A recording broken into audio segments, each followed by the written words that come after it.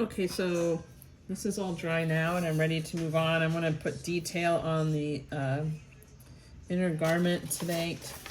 You can see that it's like loaded with pattern. Lots and lots of patterns. And I think I'm gonna put some mica in there, which is gold. And that will allow the light to catch it. The other thing I did, I kind of did it without you, I'm sorry, but there it is.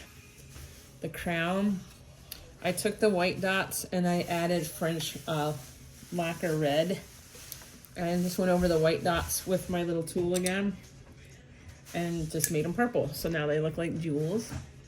And then I outlined them and, let's see if I can make the light better. I outlined them in dark neutral brown. I don't know if you can see, but I put little hash marks on one side just to give it some dimension.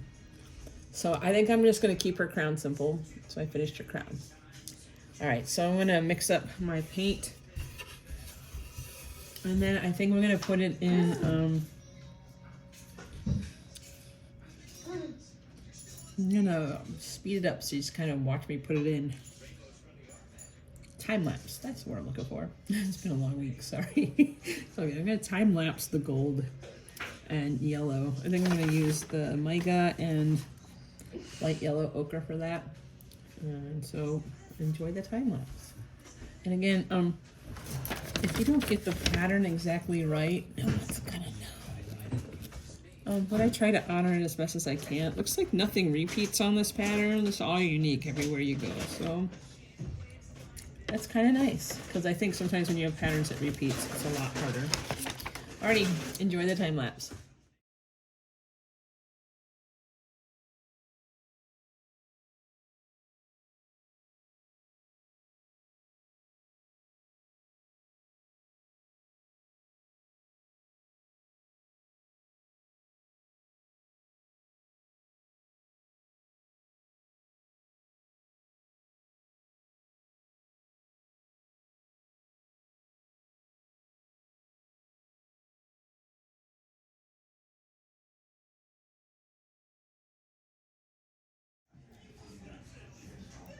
Okay, so this is how it came out. Pretty happy with it. The light catches it really nice. I don't know if I turn the light off, if you can see the difference. It's real subtle. When the light hits it, it just glows like crazy. And I always love when things catch the light in the dark.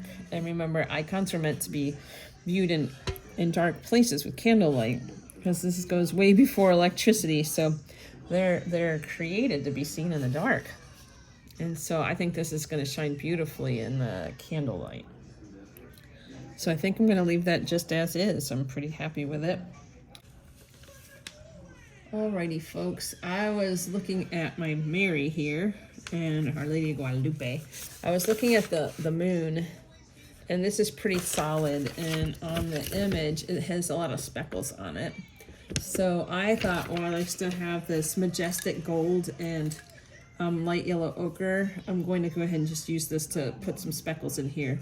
Majestic gold and mica are the same thing, and I use this a ton. Well, if you try to gold leaf on top of tempera, you can do it, but if you have too much egg in here, the gold will stick wherever the egg is, and so it's risky. So I tend to use majestic gold to put gold highlights on garments. So I thought I should probably tell you that. So I'm gonna go ahead and put my speckles in. Okay, so here's how my little moon came out. It looks like a little spongy, which is what I want, and I think that matches what's happening on this. You can see, and I'll try to put them next to each other. There you go. Mine's a little bit more coming through, but that's okay. There you are. Close enough. So there you are. I could always like tone it down a bit with a glaze, but for now I'm just gonna leave it. Okay, sweet. Moon done.